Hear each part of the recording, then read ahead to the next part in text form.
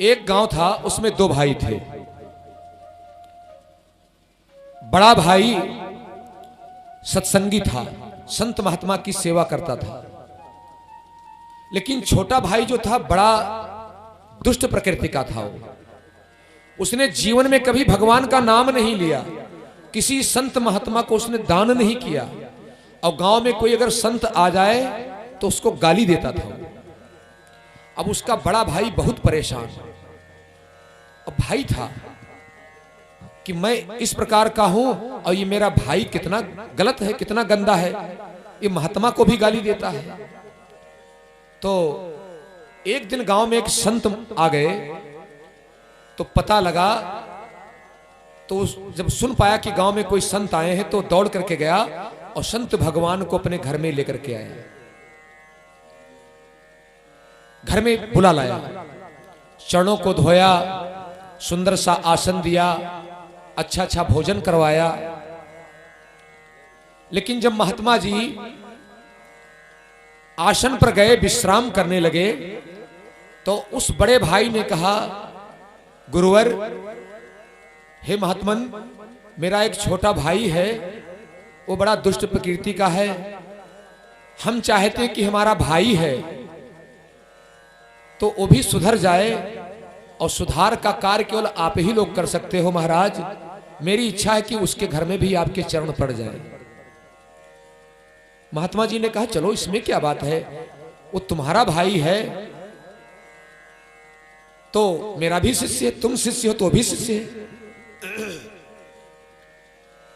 महात्मा जी गए छोटे भाई के घर में, और जब छोटे भाई के घर में गए तो वो जैसे महात्मा जी को आते हुए देख रहा था कि आ रहे हैं, लेकिन महात्मा जी नौजवान थे, हष्ट-पुष्ट थे, घर से उठ करके वो भागना चाहा कि मैं भाग जाऊं, महात्मा जी के पास सामने में ना पड़ूं। लेकिन महात्मा जी ने क्या किया, दौड़ करके और दरवाजे के सामने, दरवाजे से हाथ लगा दिए। अब वो निकल नहीं पाए। महात्मा जी तंदुरुस्त थे, पकड़ लिया उसको। अब महात्मा जी को ना जाने कितनी गालियां वो दे रहा है, ना जाने कितनी गालियां। महात्मा जी ने कहा, मैं तू चाहे जितनी गाली दे, मैं तुझको छोड़ूंगा नहीं। अपने भाई को गाली दी कि ना जाने कहां से बाबा बैरागियों को रोज बटोरता है ये, और ये सब ढोंगी खाने पीने वाले आ जाते हैं। अब नाना प्रकार की गाली देता है। लेकिन भाई तो शांत था, लेकिन महात्मा जी बिल्कुल शांत रहे, कुछ बोले नहीं, उसको पकड़े रहे कि तुझको छोड़ूंगा नहीं। महात्मा जी ने कहा उसके बड़े भाई से कि ऐसा करो, तुम जाओ घर को, इसको मैं अपने साथ ले जाऊंगा। अब वो कहता, मैं नहीं जाऊंगा, मैं नहीं जाऊंगा, छोड़ दो, मैं तुमको मार डालूंगा, तुम बाबा नहीं हो, पाखंडी हो। ना जाने क्या क्या बातें बाबा से कह रहा है। बाबा ने कहा, तू कुछ भी कहे मुझको, तुझको छोड़ूंगा नहीं। और महात्मा जी ने क्या किया, जंगल में उसको लेकर के आए। कहा, अगर तू छूटना चाहता तो केवल एक बार राम का नाम कह दे, फिर मैं तुझको बचा लूंगा, नहीं तो फंस गया। तो उसने कहा, मैं राम का नाम नहीं लूंगा। अब बाबा ने कहा, क्यों नहीं लोगे? कहा, मैं नहीं लूंगा। तो बाबा ने उसको पटक करके, महात्मा जी ने, और उसके सीने पर चढ़ करके बैठ गए कि अब तो राम का नाम तो कहने तेरी ने, हम तेरा जो है भी गला दबा देंगे। अब जब ये बात कही, तब वो जाना कि अब मैं मर जाऊंगा। तब उसने कहा, केवल एक बार लूंगा मैं। तो कहा कि राम। तो महात्मा जी ने कहा, बन गया काम, अब तू जा, कोई काम नहीं, तू जा। लेकिन जब वो चलने लगा, तब महात्मा जी ने कहा कि बेटा, इस राम के नाम के रूप में अगर तुमसे कोई इसका फल मांगे तो फल मत बताना, इसका मूल्य मत करना, इसके बदले में तुझको कोई अगर देना चाहे तो इसको देना मत। अगर कोई कहता कि इसके बदले में तू क्या लेना चाहता, तो तू यही कहेगा, इसके नाम के बदले में जो कुछ मिलता हो, जितना फल इसका मिलता हो, वो मुझको दे दो। समय व्यतीत होता गया, काल चक्र चलता गया, और दोनों भाइयों का शरीर छोड़ करके जाना पड़ा। दोनों गए यमराज के पास। चित्रगुप्त ने बही खाता निकाला, देखा किसके खाते में क्या है। बड़े भाई के खाते में देखा ये पुण्यवान है, इसको भेजो स्वर्ग को, ये जाए। वो चला गया। अब छोटा भाई बचा, उसका खाता देखा गया, इसके खाते में क्या है। चित्रगुप्त ने कहा यमराज से, महाराज इसने जीवन में कभी कोई पुण्य काम किया ही नहीं सिवाय गाली के सिवा, और कुछ किया ही नहीं।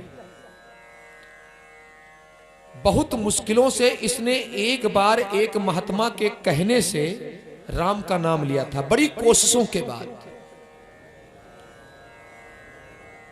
तो पूछा यमराज ने, क्यों बताओ, तूने केवल एक बार राम का नाम कहा है, उसके बदले में तू क्या चाहता है? क्योंकि अंत में तुझको तो नरक भोगना ही है। तो इसलिए पहले जो राम का नाम तूने कहा उसका फल ले ले, क्योंकि थोड़ी पुण्य तूने करी है, उसका फल ले ले। और जब यमराज ने कहा कि उसका फल ले लो, तब वो महात्मा की बात याद आ गई कि इसके बदले में कुछ लेना मत, तू यही कहना इसके बदले में जो मिलता हो वो मुझको दे दो। अब उस जीव ने कहा यमराज से कि महाराज मैं तो जानता नहीं हूं, लेकिन राम के नाम के रूप में जो कुछ मिलता हो इसके बदले में, जितना होता हो वो मुझको दे दो। अब यमराज चक्कर में पड़ गए, वे भी नहीं जानते कि राम का प्रभाव क्या है।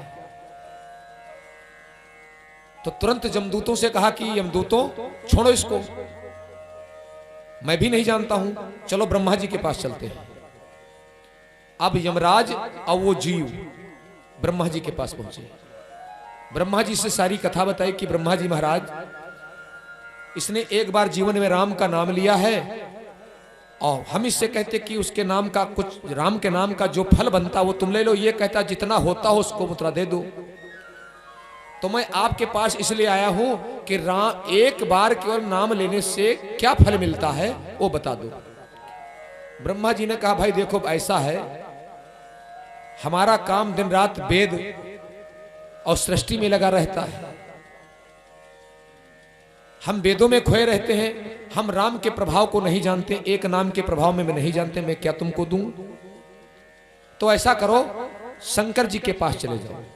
अब ब्रह्मा जी और शंकर जी, यमराज जी सब साथ में शंकर जी के यहां कैलाश पर्वत पर गए। भगवान शिव से कहा प्रभु सारी समस्या बताई कि राम के नाम का फल क्या होता है। तो भगवान शिव ने कहा मैं राम राम तो दिन रात जपता हूं, लेकिन कभी जीवन में फल चाहा ही नहीं। अगर फल चाहता तो मालूम होता, जब मैंने फल ही नहीं चाहा कि मुझको क्या फल मिलेगा, तो मैं भी नहीं बता सकता हूं। अब यमराज बहुत परेशान हो गए, क्या करें, एक नाम के प्रभाव से इतना बड़ा बवंडर तैयार हो गया। ब्रह्मा जी शंकर जी सब आ गए इसमें। तो भगवान शिव ने एक बात कही कि ऐसा है कि अगर फल लेना चाहते हो, देना चाहते हो इसको, तो जिनका नाम है उन्हीं के यहां चलो। तो भगवान ब्रह्मा, भगवान शिव, यमराज और वो जीव जिसने एक बार नाम लिया था, अब ये चारों लोग पहुंचे भगवान क्षीर सागर वैकुंठ में, जहां लक्ष्मी नारायण भगवान वास कर रहे हैं। भगवान नारायण से सारी कथा बताई कि महाराज ऐसी सी व्यवस्था है, आपका एक नाम जो है यहां तक ले आया, तो इसका फल क्या बनता है बताओ, मैं इसको दे दूं। श्री हरि मुस्कुराने लगे, कहा यमराज अब तुम सब लोग वापस जाओ, अब तुम्हारा कोई काम नहीं, इसका फल इसको मिल गया, अगर इसका फल ना ये होता तो हमारे यहां आ ही नहीं पाता है। तुमको इतना भी ज्ञात नहीं कि मेरे यहां कोई साधारण व्यक्ति आते हैं, मेरे यहां तो वही व्यक्ति आएगा जो पाप से मुक्त होगा। एक नाम में अगर इतना प्रभाव है प्यारे, तो अगर दिन रात हम राम राम करें तो कितना प्रभाव होगा।